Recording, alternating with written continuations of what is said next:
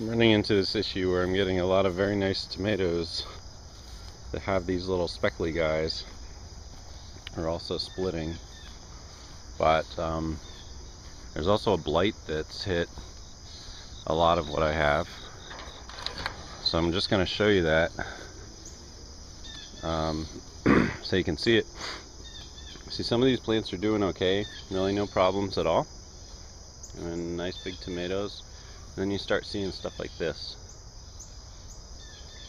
and that guy fell over. I'll fix that in a second.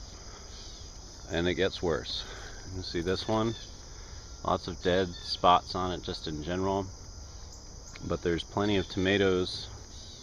From what I understand, these late blights, when they hit, they're not necessarily going to grow any more tomatoes, but tomatoes that are on there should ripen, so that's good. But I've got a lot that are getting this, some worse than others, and that's just how it goes. But still have lots of green beans and tomatoes to ripen, and some good pumpkins, sweet potatoes chilling underground, all that good stuff. So this is why sometimes it's good, if you have the space and you have the time to manage it, to overplant a little bit, because then when sad stuff like this happens, it's not so big a deal. This little peach tree here has done pretty well. It's got a little morning glory that's climbing up on it, but check this out.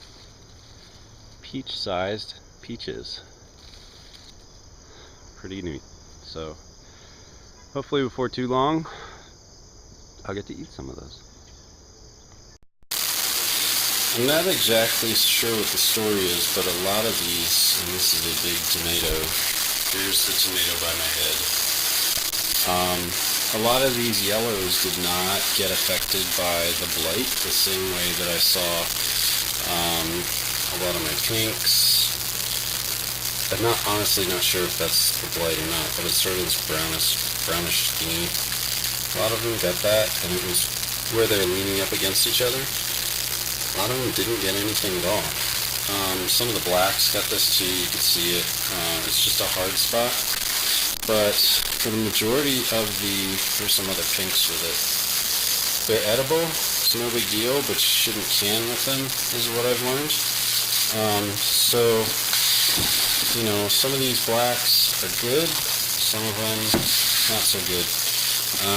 These little goobers here, you know, they're a little bigger than a golf ball size.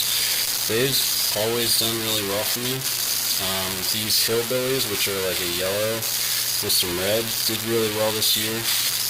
These golden eggs, absolutely no problems, never a problem with those. So, I'm not sure what it is, but I think I've had a lot of good luck with these yellower tomatoes, and I'm going to definitely plant some more of them next year. I'll probably look up and see what sort of, how resistant they are. This is actually a pink and a Cherokee hybrid. That's pretty cool. Also gets almost like blossom end drought, but not quite. That's weird. But at least I have lots of tasty yellow tomatoes. And some good pink ones too. This looks like an apple. Apple or tomato? Dun, dun, dun. Apple or tomato?